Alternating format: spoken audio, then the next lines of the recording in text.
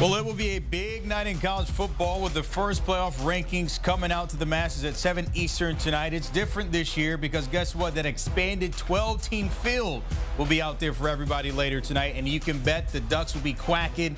If not at 2, definitely at number 1. I mean, that is the easiest decision that the committee has to make.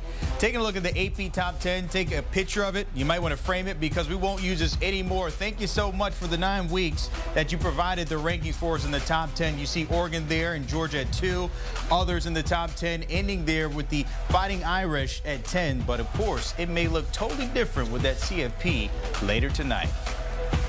For more on this, my guy Bud Elliot, who is the happiest man. This is like Christmas morning for you because it's the first time we'll see it together. And let's start with that top spot there. I think I already mentioned it's the easiest choice for the committee. The Ducks have to be number 1, right?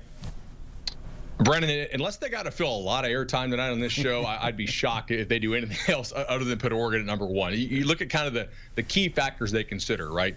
Strength of record, performance. Is the team peaking at the right time? Are they getting better? They have the best win in the country so far, I think, in their win over Ohio State. Maybe Georgia fans would argue that going and beating Texas and Austin is better. I guess, debate amongst yourselves. They also do seem to be getting better. Early on in the year, they had a lot of new players, a lot of different offensive line combinations. Boise took them to the wire. But last week, they stomped out Michigan with kind of their B game. They've been coasting in the second halves of games and almost just throttling down after coming out hot and whipping teams in the first 30 minutes. So Oregon, to me, looks like the clear-cut best resume so far. They should be the number 1 team tonight when these college ball playoff rankings come out. For a long time, before we even get to tonight, we always said the SEC was the dominant conference. They have teams in the top 10 from 10 to 11 and all the way down to 25. If you're looking at it, how would the committee kind of weigh what we've already seen and what we could see with some of those games on the schedules with those teams? I'm glad you asked it that way because I think this is an important distinction to draw. Is the SEC still the best league? For my money, probably. But a lot of the best SEC games have yet to be played. So I'm really curious to see how much credit will the committee give the SEC for schedules that they know in totality will be tough, but in some cases have not been that tough so far, right? Like, does Ole Miss get pre-credit for having Georgia on its schedule, or will they just wait a week to see who wins this weekend against Ole Miss and Georgia, right? How about LSU and Bama? Do they get pre-credit for playing that game, or are they going to wait to see who actually wins and loses that ball game? Where they have Alabama tonight will be very interesting to me. Are they going to be 7? Are they going to be 9? Are they going to be 11? I mean, 2-loss Alabama, we haven't seen that since 2007, at least not with 2 losses before November. So how much credit will the SEC get when a lot of their best and most important games are still yet to be played? That's fascinating tonight to check out. I want to take a look at looking at the standings here, and you see it's all over the place when you talk about the teams in the SEC. I mean, Georgia's 2. Then you go as low as Ole Miss at 16. You mentioned there some of these teams have games that could be valuable in terms of the 12-team field. Who made this help or who made this harm if you're looking at this right now?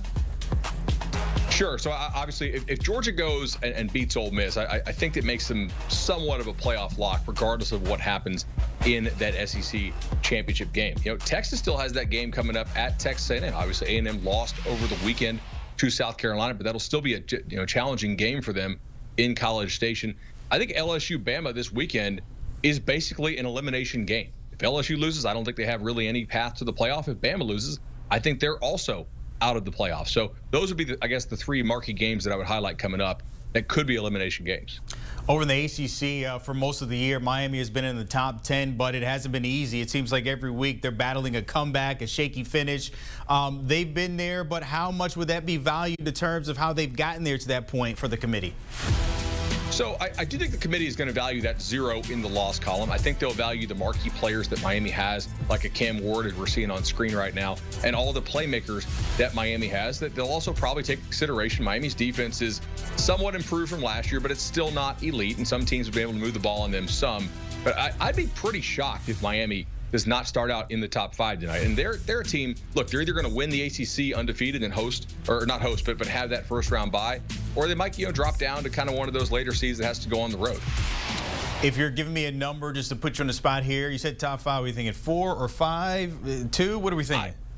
I think 4. Okay. Is likely where they'll go. Some of the wins that they have aren't aging pretty well, but I will say the Louisville win ages very nicely because Louisville went in and whipped Clemson over the weekend. So the fact that you went on the road and took care of Louisville in a difficult place to play against a pretty good football team in the cards, that is a nice little feather in their cap. So you can say, obviously, they have surprised the ACC. The same thing could be in the Big Ten with Kurt Cignetti, as well as Indiana, undefeated. Nobody saw that coming. A lot of people calling it the Sig 10 now. I mean, Ohio State, they would differ on that. But based on what we've seen, 9-0, we just saw the rankings there for the conference right up there with others as well. How high can they go? I think Indiana, if they're not starting out in like the top 9 or 10 tonight, I'd be pretty surprised. Now, granted, they haven't played anybody who is an absolute lock to even make a bowl game yet, and that's really not their fault. I mean, I guess they did cancel the game against Louisville that they could have played, but instead they bought out of. But ultimately, we do have to give them credit for smashing the teams that they play. And we know statistically, if you crush the teams you play, even if they're not very good, that actually is kind of the hallmark of an elite team. And Indiana, maybe they're not Ohio State, maybe they're not Georgia or Oregon, but I think you're hard pressed to argue that they're not like one of the 10 or 12 best teams in the country. So far, the way they've crushed everybody, they better be top 10 to start the evening. And take a look at it. They got 2 tough ones coming up, Michigan and then, of course, at Ohio State, who's number 4. That will have some implications moving forward once we talk about that 12-team field and finishing there with Purdue. All right, let's get out of the Power 5 or Power 4 that is right now. Give me that group of 5 lock for you. Who is it? I think it's got to be Boise unless UNLV manages to clip them in that Mountain West championship game. You think about who else would be the real contenders. It's Boise. It's, I guess, UNLV. It's Tulane out of the American Conference and Army out of the American, but they still have that challenging game against Notre Dame coming up, as well as their end-of-season game against Navy. So it's those 4, but I think it's got to be Boise. They also have the marquee player in the G5 in Ashton Jeanty, who's still very much in the Heisman race. As long as they don't slip up before the Mountain West championship game, you got to like their chances again against UNLV. But before I let you go, of course, it's the first time we'll see it. The masses will see it as well. The 12-team field. Any surprises you might expect, or will this be chalk for you? What do you think? I'm curious to see what they do with the Irish.